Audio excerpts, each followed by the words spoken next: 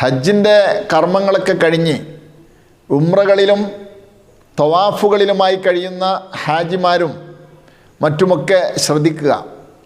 Zamzam water വളരെ കൂടുതലായി നാം കഴിക്കാൻ ശ്രമിക്കണം.